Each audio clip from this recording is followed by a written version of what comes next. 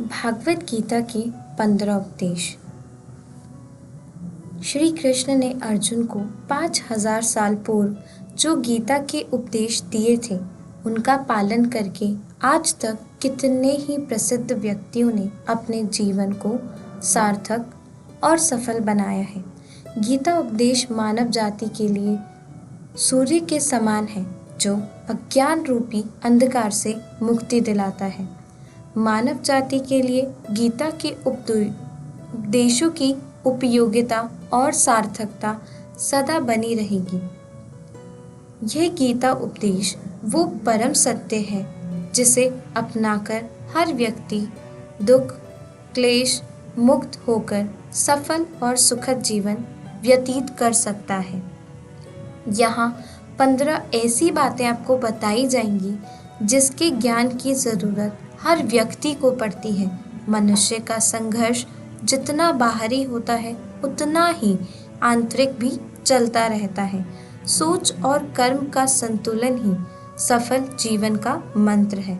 सही गलत और उचित निर्णय की दुविधा में फंसे व्यक्ति को गीता के इन उपदेश से मानसिक संबल और धैर्य मिलता है। पहला उपदेश, विश्वास की ताकत। तुम अपने विश्वासों की उपज हो। तुम जिस चीज़ में विश्वास करते हो तुम वही बन जाते हो। जो स्वयं पर विश्वास करते हुए अपने लक्ष्य की ओर बढ़ते रहते हैं उन्हें सफलता ज़रूर मिलती है।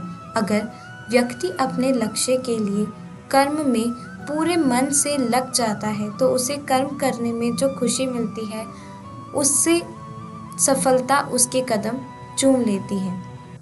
दूसरा उपदेश, मृत्यु से भय व्यर्थ है। हर व्यक्ति के मन में मृत्यु का भय होता है। इस संसार का जब से निर्माण हुआ है तब से जन्म मृत्यु का ये जो चक्र है ये चलता ही आ रहा है। यह प्रकृति का नियम है। यह सत्य को स्वीकार करके भय मुक्त होकर आज में हमें जीना चाहिए। किसी को भी आने वाले पल के बारे में कुछ नहीं पता होता, लेकिन इस संशय में भयभीत रहकर जीना व्यर्थ है। तीसरा उपदेश, कर्म सबसे ऊपर आता है। दोस्तों, श्री कृष्ण अर्जुन से कहते हैं कि व्यक्ति कर्म करने के लिए ही पैदा हुआ है और बिना कर्म किए कोई नहीं रह सकता। फल की चिंता करना व्यर्थ है क्योंकि इससे मनुष्य का मन और जो काम में जो उसका मन होता है वह भी भटकने लगता है। किसी कर्म से सफलता नहीं मिलती तो क्या हुआ? असफलता भी तो ज्ञान के द्वार खोल देती है।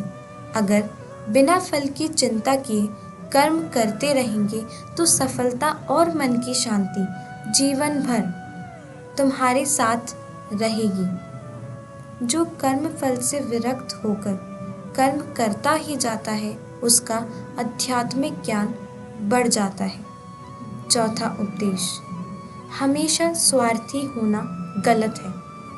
दोस्तों, जो व्यक्ति हमेशा स्वार्थ प्रेरित होकर फल की चिंता करते हुए अपने कर्मों को करता है और सिर्फ फल ही उन्हें कर्म करने के लिए प्रेरित करते हैं, ऐसे लोग दुखी और बेचैन रहते हैं क्योंकि उनका दिमाग हमेशा इसी उलझन में फंसा रहता है कि उन्हें उसका फल क्या मिलेगा। स्वार्थी व्यक्ति सुखी नहीं रह पाता और ऐसे व्यक्ति से कोई भी संबंध नहीं बनाना चाहता। इसीलिए स्वार्थ से ऊपर उठें और दूसरों का हित भी सोचें। पांचवा उपदेश, क्रोध से सबका नुकसान होता है। क्रोध या गुस्सा करना व्यक्ति के दिमाग में उथल पुथल पैदा करने जैसा है। आवेश में विवेकहीन होकर कई बार व्यक्ति अपना ही नुकसान कर बैठता है या फिर अपनी ही मानसिक शांति को भंग करके खुद को कष्ट देता है। क्रोध की अग्नि में बुद्धि और तर्क नष्ट हो जाते हैं और व्यक्ति बिना विचार किए बस अपने अहम की तुष्टि करने वाले काम को ही करता है। गुस्सा व्यक्ति की विचार शक्ति को खत्म कर देता है और उसके अंदर भ्रम का जो कीड़ा है वो पैदा हो जाता है। छठा उपदेश, मन पर कंट्रोल करना जरूरी है। मन का स्वभाव है कि ये आसानी से भटक जाता है। अगर जीवन को सफलता की दिशा में ले जाना है तो मन को काबू करना बहुत जरूरी है, क्योंकि ये मन बड़ा ही चंचल होता है। श्री कृष्ण कहते हैं कि बार बार प्रयास करने से धीरे धीरे चंचल मन को भी वश में किया जा सकता है। मन को वश में करने से दिमाग की शक्ति केंद्रित होती है, जिससे कार्यों में सफलता मिलने लगती है। अगर मन को वश में नहीं करोगे तो ये आपका सबसे बड़ा शत्रु बन जाएगा। सातवां उपदेश, भगवानों ने कोई छोटा बड़ा नहीं बनाया है। इस संसार में ईश्वर कई रूपों में जाने जाते हैं। इनमें से कोई रूप बड़ा छोटा नहीं है। परमात्मा का हर रूप समान है। जैसे हर नदी अंत में सागर में जाकर मिलती है, वैसे ही हर धर्म, मत और संप्रदाय की धाराएं परमात्मा रूपी समुद्र में समा जाती हैं। यह संसार परमपिता का ही तो स्वरूप है, वो हर कण में विद्यमान है। आठवां उपदेश, कर्तव्य का पालन करना जरूरी है। दोस्तों, भगवान श्री कृष्ण उपदेश देते हैं कि हर व्यक्ति को अपने कर्तव्य का पालन करना चाहिए। यही उसका सबसे बड़ा धर्म है। अगर अपने कर्तव्य का पालन आपने नहीं किया है तो मन में अशांति और दुख आपको प्राप्त होगा।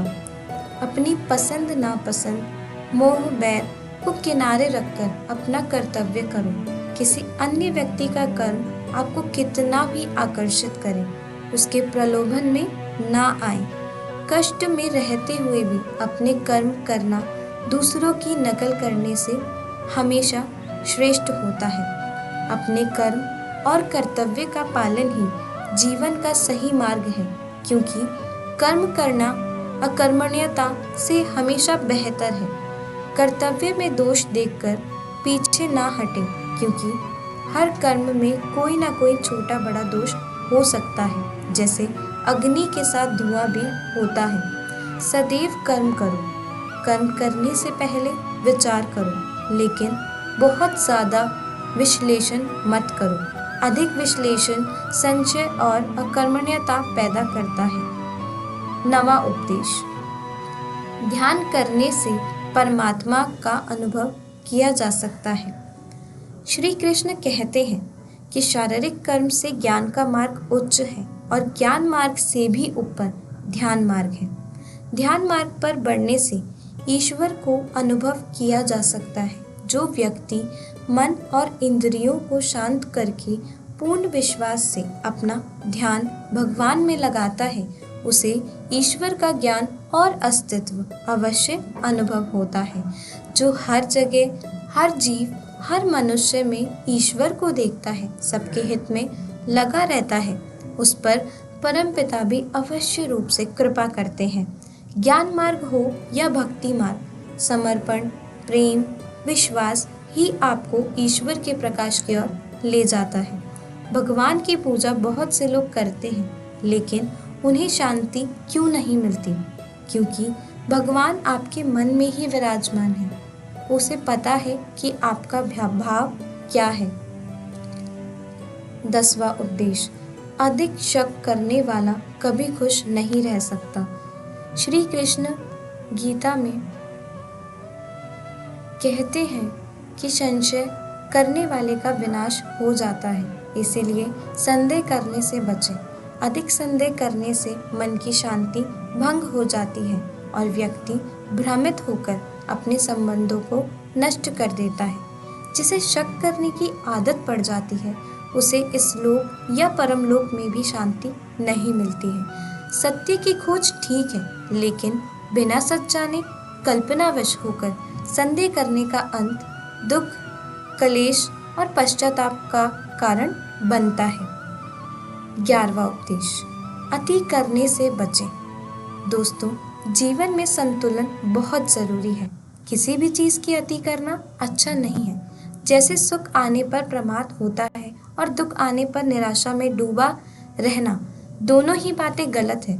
असंतुलन जीवन की गति और दिशा को बाधित करता है, जिससे अनावश्यक कष्ट और दुखों का जन्म होता है। जिसके मन, विचार और कर्म में संतुलन है, उसे ज्ञान मिल जाता है और ज्ञान से ही सदा के लिए शांति और संतुष्टि मिलती है। 12वां उपदेश, सही कर्म से ज्ञान और मुक्ति संभव है। गीता के उपदेशों में कर्म योग का सिद्धांत कहता है कि संसार से विरक्त होना ही मुक्ति का उपाय नहीं है। संसार में रहकर एक गृहस्थ अपने कर्मों का पालन करते हुए कर्म फल से विरक्त होकर मुक्ति प्राप्त कर सकता है।